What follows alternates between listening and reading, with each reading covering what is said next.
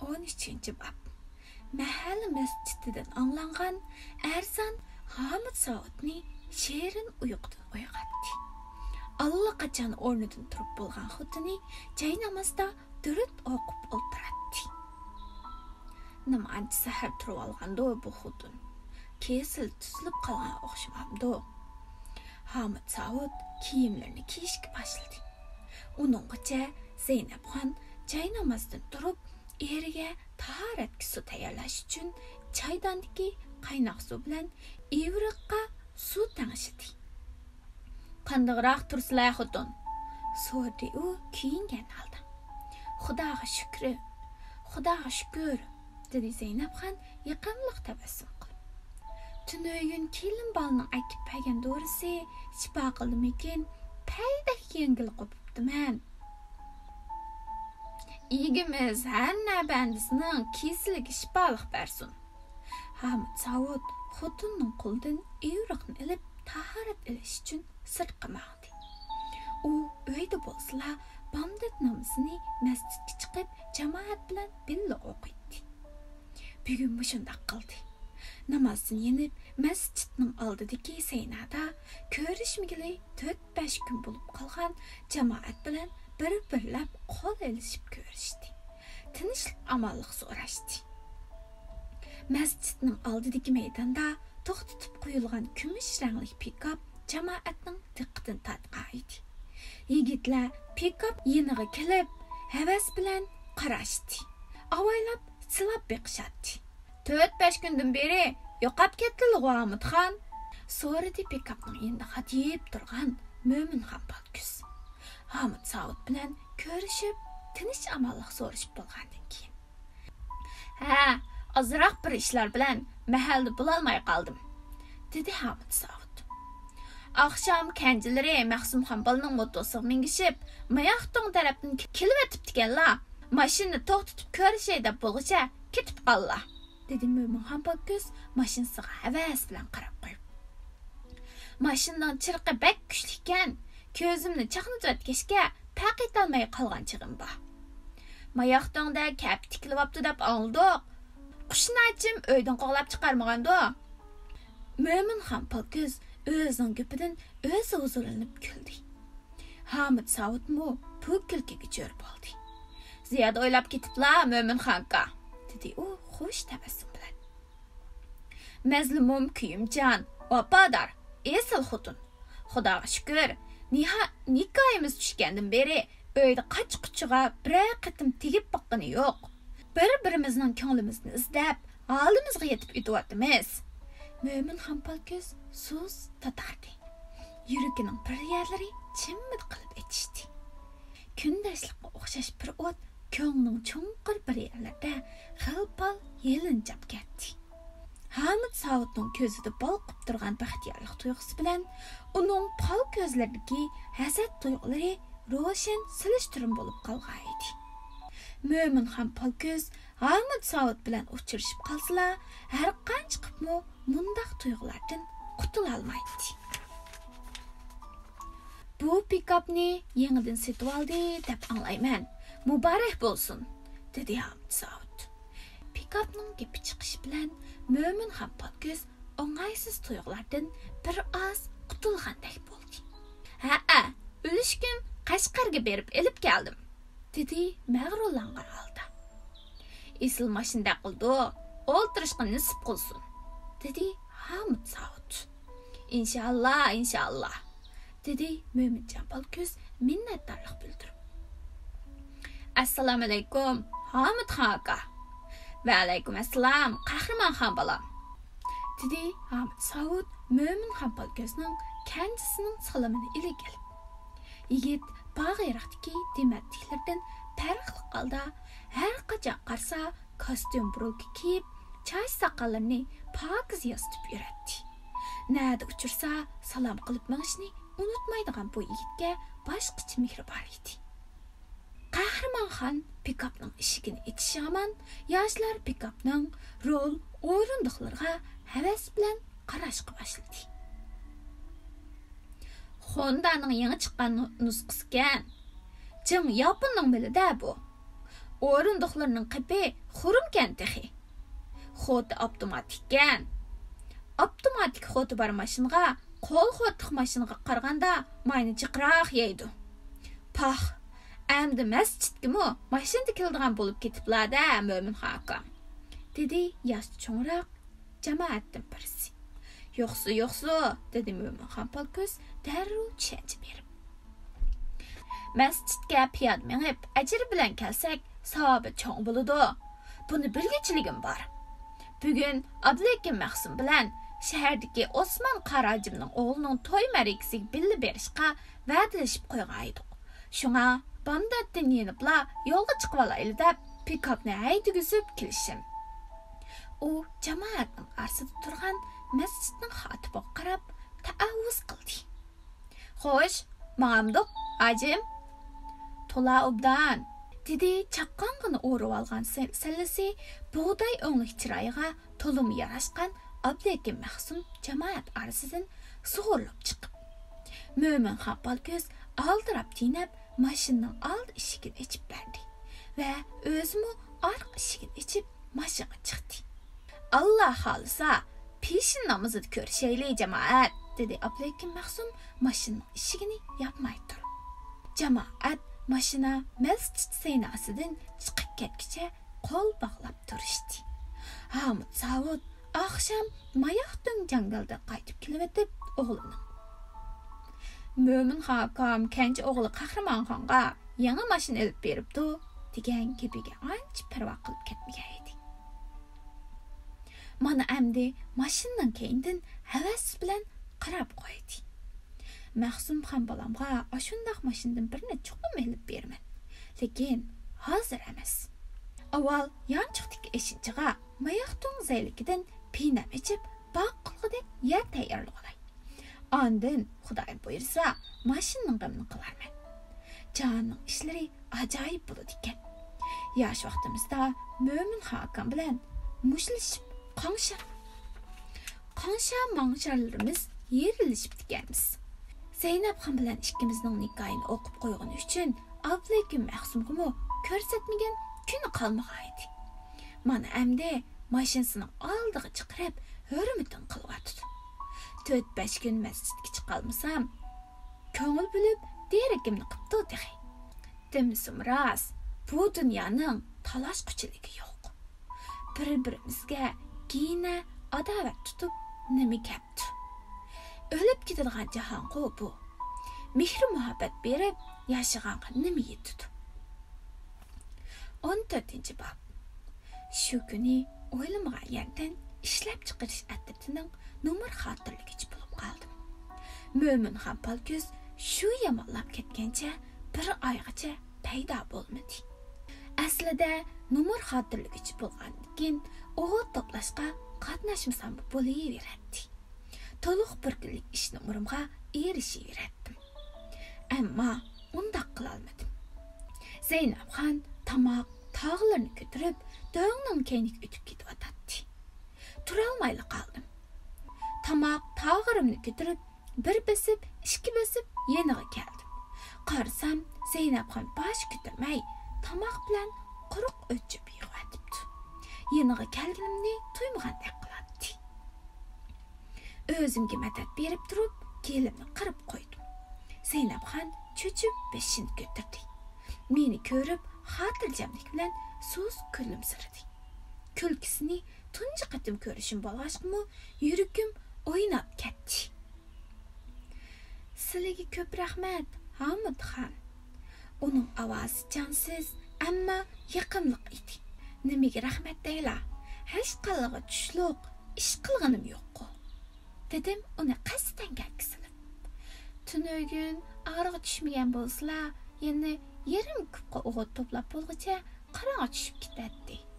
Zeynabxon sal turib qo'shib qo'ydi. Lekin Mo'min Hakam bilan mushtlashib qolgan vaqtlarda behla ansirab ketdim. Meni tayoq yeb ketamikin debma?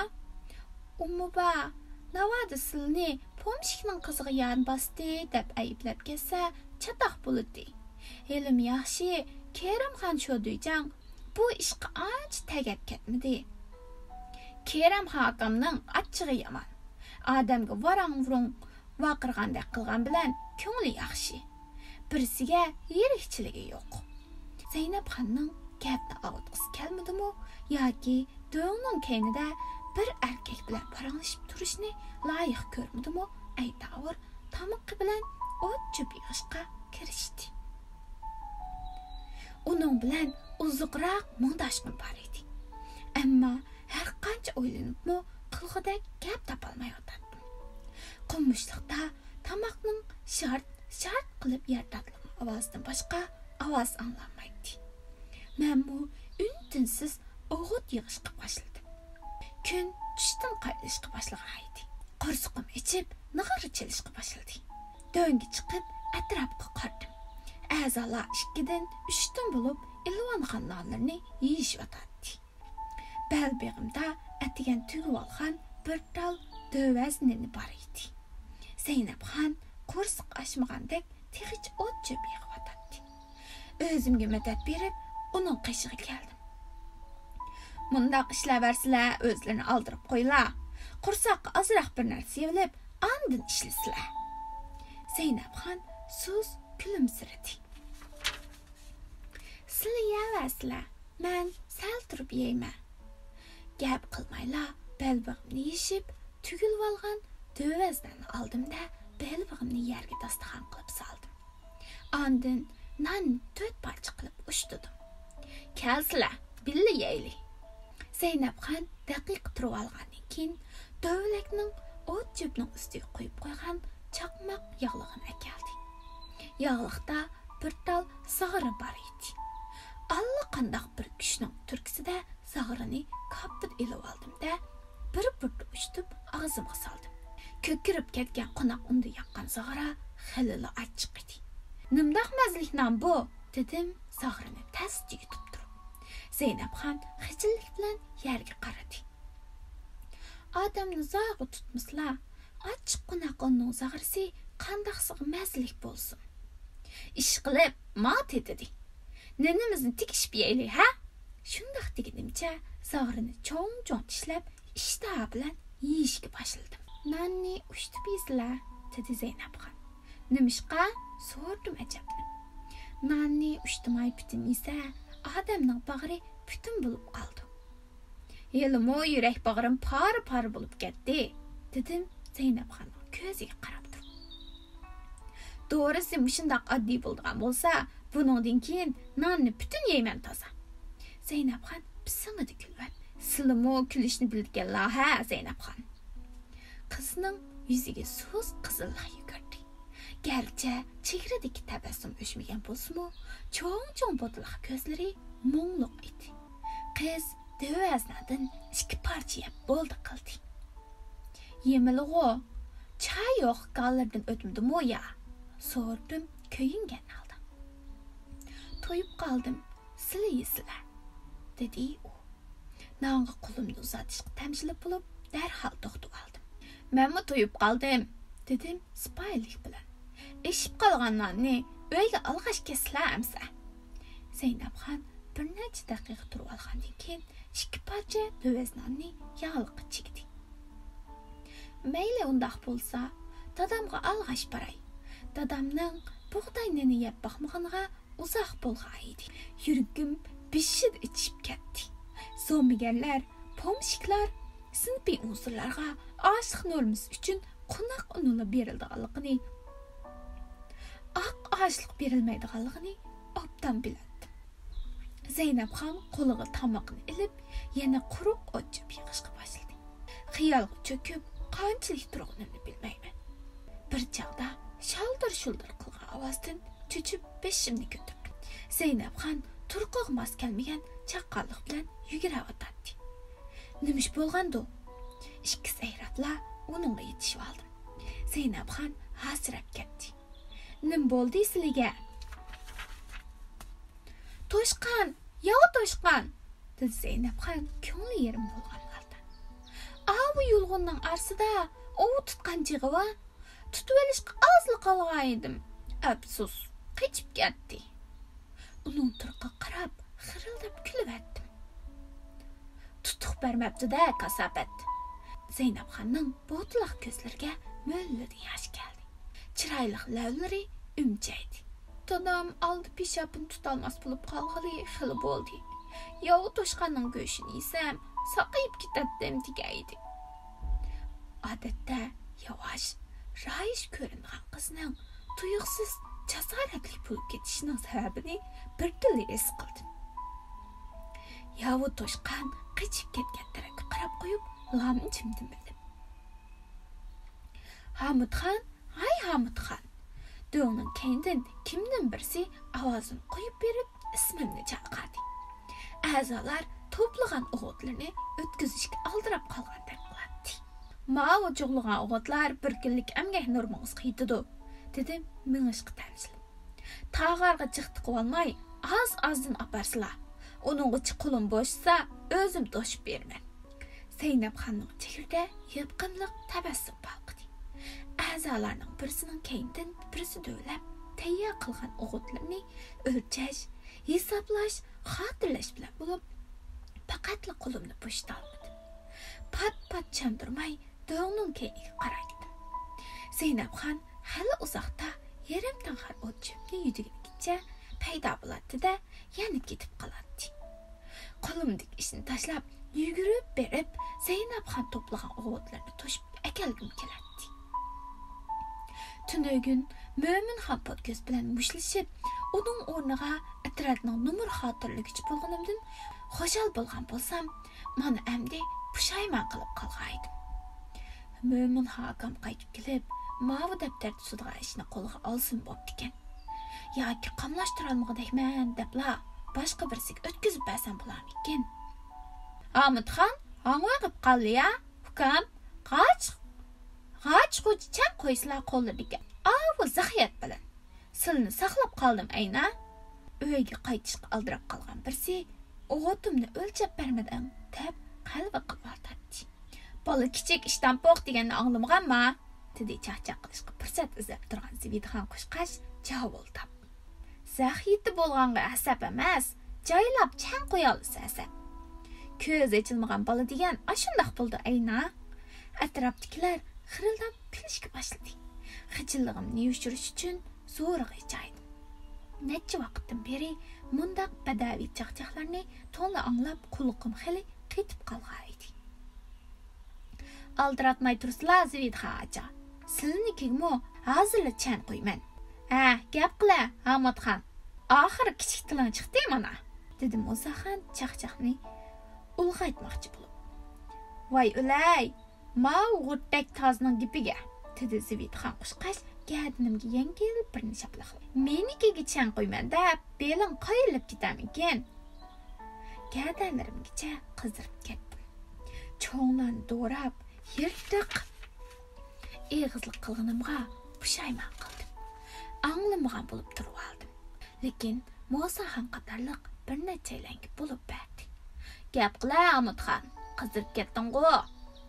Qizarmayamsa, og'zida gipi bo'lgan bilan ish ko'rmagan, ko'z ochilmagan bola bu." Quluqimni yopirib berishga majbur bo'ldim. O'g'itlarni itlik o'lchab, og'ziga balo tekkanlarni yo'lga silishga aldirdim. Elim yaxshi, bu chaqchaqlar bo'lganda Zeynepxon yo'q edi. Bo'lgan bo'lsa, qanchalik osal bo'ladimikin tang. Zeynepxon oxirgi bir dag'ar o't cho'pni akilib bo'lganda, o'g'it maydonda bir qancha qiyir cho'llar qolgan edi. Ularning dövilgan o'g'itlarini mundaqla o'lchagan bo'lib, numurga toshqan hisobida xotirlab yo'lga soldim. Zeynepxon o'g'it dövisini o'lchatmayla ketib qolgan edi. Balkim men bilan yolg'iz qolishni xohlamagandir. Yoki abiya mushiqqan o'g'itlar bir kunlik emgak numurlariga yetadi degan gapimni hisob qilib olgandi. Ish qilib uning gap qilmayli ketganiga nim uchundir ko'nglim ancha yer bo'lib ketmadi. Menga ishonganlik uchun shunday qilgan bo'lish mumkin degan xayol kallamga kelaverdi. Vujudimni tasvirligisiz bir xushallik chirmib oldi. Bugun atrat boshlig'i Keramxon Palak a'zolarning amgigini tashirib kelmagan edi. To'qayda yolg'izlik qilgan edim. Bir pas xiyol surib olgandan keyin dəftər qalamni bəlbağıma tügüb elib, bayı Zeynəbxan toşqan qolğan döngə qarab mağdım. Toqaylıqdaki doңqay jigdining chig'ini yerib, apchilgina bir cho'maq yasab ulgurgan edim. Bu mening tunji qatim yov toshqan ovlashga chiqishim bo'lmasimi, ammo toshqan ovlashga yolg'iz chiqishim edi. Toshqan ovlashga ağustul tecrübem var idi. Aldınғы yıl qışda bir neçə el ağaylar bilan birlikdə çoğunlarga əgişib toşqan ovlashqa chiqqan edik. Qar yaqqan mezgildə toşqan olmaq asan idi. Bugün yavu toşqan ovlash o'ylag'imdek uncha osonga tushmaydigandek qiladi. Zeynəbxan toşqan uchirgan tarafni xili izlab baxdim. Toşqan mayoqlari ko'p emas edi. Yaqin atrofda toshqan o'zi bordek qilmaydi. Andi sanda uchrab qolgan toshqan mayiqi, toshqan izlarini izlab jangal xili ishkirlab kirdim. Jangallikning ichkirsida qumishlar xil qo'yiq edi. Yo'gandir, aman, chakanda, yulg'unlar qadamda bir uchrab turadi. Toshqan mayiqi bilan izmu ko'payishga boshladi. Tuyuqsizla oldimdagi yulg'unning orasidan bir toshqan partli qilib qaçıp chiqdi. Partli qilib qaçıp ketdi. Qo'limdagi cho'maqni etishga ulgurolmay qoldim. Barg'an siri g'aribga qiysilayotgan quyosh keynimdagi do'nglikning ustiga qo'nayli deb qolgan edi. Aldirab ketayotdim. Yovu toshqan uchirmisiga bir nuri uchirtib turibmi tutolmaganimdan jiyli bo'latdim. Bir soatga qolmay kun o'ldirib ketadi. Qarong'i tushib ketsa toshqan tutish mumkin bo'lmay qoladi. Qalaymagan chepib yurib, toshqanlarni urkitayotganimni es qilib, joyimda jim turib ko'z tish qaroriga keldim. Demasimi, ovchilikning eng cho'ng aloyitligi savrichonlik ifodalanadi. Shunda qilay, bunda qilaymi, yugurib yursam, saskur jonivorlarga shapi berib, urkitib qo'ygandekman. O'zidan chiqishni savrichonlik bilan kutay. Ta'limga biror chiqib qolar. Baraqsan o'sgan yulg'unning kayniga o'tib, atrofni inchiqlik bilan kuzatishga boshladim. Bepoyon jangallik mayoqdong degan nomiga yarasha ushaq do'ngliklar bilan to'lgan edi. Takshi o'sgan qumishlarning po'piki yiroqdan qaraganda bu ushaq do'ngliklarga silinch tashlab qo'ygandek ko'rinadi. Yuragim tuyuqsiz silib ketdi. 10 necha qadam yerda bir yov toshqan quloqlarini dim tutqunicha Açmaq kalpuklarını to'xtamay midiriltib turadi. U avval aldı bir necha qadam mangdi. Birdilla jiddilashishga boshladi. Toshqan ashmog'inicha uzab ketadigan bo'lsa, qarab turib, uvidan quruq qoladim. Ammo qo'limdagi cho'moqni etib takkizishga ishonchim yo'q edi. Shundaqdimi o'zimni besib oldim. 2 soatdan beri toshqan qo'g'lab, xili tajribali bo'lib qolgan edim. Kichikkin shapingimi sezgirlik bilan muomala qildigan quv toshqanni urkitib qo'ymaslikka tirishardim. Toshqan oldiga bir necha qadam mang'andan keyin to'xtadi. Atrofga qarab o'tgandan keyin birdilla nishonni o'zgartib, keyniga yig'indida asldagi o'rniga kelib, yana to'xtadi. Chumoq tutgan qo'lim terlab ketyotdi. Amdi saqlab tursam, fursat o'tib ketadi. Chaqmoq tezligida atgan chumoq vingida uchib barg'incha toshqanning naq biqiniga tegdi. O'qdek yugurib kelib, put etayotgan toshqanning ustiga o'zimni atdim. Yon pishimga esib olgan qilabdan pichoqni sug'urib olib, toshqanning geliga surdim. Mayoqdong jangalidan chiqqan vaqtimda zamonga tun pardasi yeyilib bo'lgan edi. Malning sirti bilan Zeynabxonning uyini nishonlab, tez qadam oldim. Yer islatida Maqsud Qambayning hashamatli qo'rasini kambag'al dehqonlarga inqilobiy mevas qilib taqsimlab berib o'tgan edi. Hozir ular mahalning chetidagi bir eg'izlik uyda turadi. Uyning bari yo'qning o'rnida pakkar o'yiltim bor edi. Hayajonli bir tuyg'uda eshigini chekdim. Eshikdan Zeynabxon, yo'q, to'lin oy chiqdi. Osmondagi to'lin oyning chehrini so'z bir qavat bulut to'sib olgan edi. Eshikdan chiqqan to'lin oyimning chehrimi tumonliq edi. Chiroyli botaloq ko'zlari andishlik mo'ldirlaydi. Osmondagi to'lin oyning atrofidagi yulduzlar sho'q, g'amsiz jimirlaydi. Mening to'lin oyimning cho'lpon yulduzlardek botliq ko'zlarida liq-miliq g'am andishi balqiydi. Zeynepxon meni ko'rib, yengil bir tinib oldi. Ammo chehradagi ansizlik tag'i yo'qolmagan edi. Qo'limdagi yov toshqanni uningga hayajon bilan taqladim. Dadalarga pishirib bersizlar. Zeynepxon titirgan qo'llarini toshqonga uzatdi. Toshqonni so'ya olamlar. Zeynepxon yo'q degandek qilib beshini chaqdi. Qurib, gaz bog'lab ketgan lavlari titraydi. Botliq ko'zlarda g'ilildab qolgan yeshi tüklayli deb qolgan edi. Amsa so'yib berib ketay. Qizning qo'lidan toshqanni oldim. Toshqan so'yish bahli oson edi. Bo'yin tarafidagi terisini ozroq ajratib, beshini, putini kesib o'tib, bir tortibla tulumchilab so'yib etdim. Andin ichini oldim. Shu arda uyning ichidan qattiq yo'talgan ovoz anglandi. Dadilari bilan ko'rishib chiqaymi? Dedim, ich qarnini eliyotgan toshqanni qizga uzatib turib. Zeynepxon bir necha daqiqa ishkilinib turgandan keyin javob berdi. Eng yaxshisi tezroq kesinglar. Haq ko'rib qolsa, pomshik bilan yo'shirin bordi kal qildi deb yala chaplaydi. Asli u gapni rasmiyat yuzida deb qo'ygan edi. Qizning javobini anglab, ketishdan yaltaydim. Mushundaqli kessam, o'g'il bolchilikqa to'g'ri kelmaganning ustiga dada bo'lg'ichi xato tushunib qilish, qizdan gumonlanib qilish mumkin edi. Uningsizmi uyda og'rib yotgan kasaldan ahvol so'rab chiqish yo'lim bor edi. Haq ko'rib qolganda gap topganda bir gap bo'lar. Xiyolimni yig'ishtirib, issipli uyga kirdim. Mo'r o'choqning ustiga qo'yib qo'ygan jinchiroq uyni so'z yo'ristib turardi. Assalomu alaykum, Maqsudxon aka. Supug'i chiqib, menga gumonsirab qarayotgan bo'yga ko'rishish uchun ikki qo'limni tangladi. Bo'y titrab turgan mag'dursiz qo'lini menga tasdi uzatdi. Muzlab ketgan barmoqlarini mahkam siqqanicha tizilib o'ldirdim. Meni xatlarga ololmalar qachon.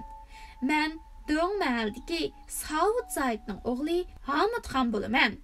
Silni saqsiz bo'lib qopti deb anglab, dadam yo'qlab kelishga avatdi. Qandiqroq yotlar. Rahmat bolam. Mana shu jihatimizning shafoatida xili tuzilib qoldim. Bo'y har bir ig'iz gap qilganda maydasidan g'ish-g'ish ovoz chiqadi. Sal demin ilib olib qo'shib qo'ydi. Savutxonga salom eslar bolam. Endi keslimni yo'qlayman deb avori bo'lmasin.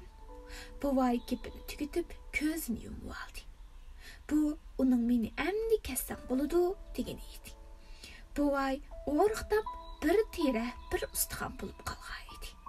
Kichik vaqtimda dadam bilan onamga agishib qo'rosiga borgan vaqtimdagi bastik turqi qilib qilib ko'z oldimdan o'tdi.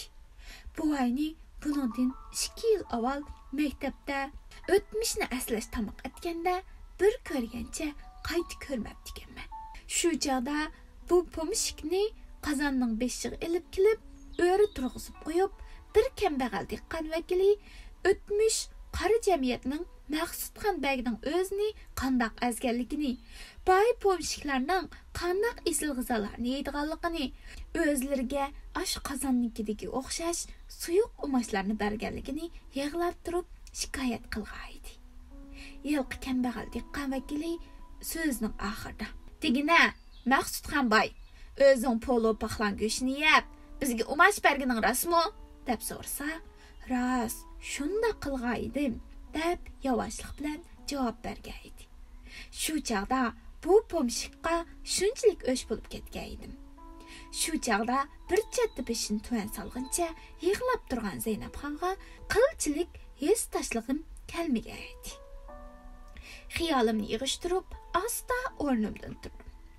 "Xo'sh, men yanay, Maqsudxon aka, kasallarga Xudoyim shifolik berar." Bo'y un chiqmadi. Supudagi yirtiqidan ostiga solgan bo'ri ko'rinib qolgan. Kiyizdim bilak, tuzuk bisot yo'q bu uyga tezlik ko'z yugurtib, asta yenib chiqdim. Zeynepxon bilan un-tinsiz xo'shlashib o'tib, uning ko'zlaridagi taramlab to'kilayotgan yoshga ko'zim tushib qoldi. 15-bob. u odam bilan pat-pat qarashib qoldigan bo'lib qoldim. Uning mehrli chiroyiga har qatam qarag'animda uni azaldan tuniydigandek tuyg'u kelib qoladi. U tabassumi, qarashlari, silliq, yiqimliq harakatlar orqali menga nimalarnidir bildirmoqchi bo'lgandek qiladi. Аққу tilda so'zlashni bilgan bo'lsa, nimalarni der edikin tong? Hey odam, menga nima demoqchi bo'lganingni bilmayman. Ammo mehr muhabbatingni his qilyapman. Amaliyotda mehr muhabbat degan bir mas'uliyat. Mavjudotlar bu mas'uliyatni his qila olgan bo'lsa, dunyo ajoyib go'zal bo'lgan bo'ladi.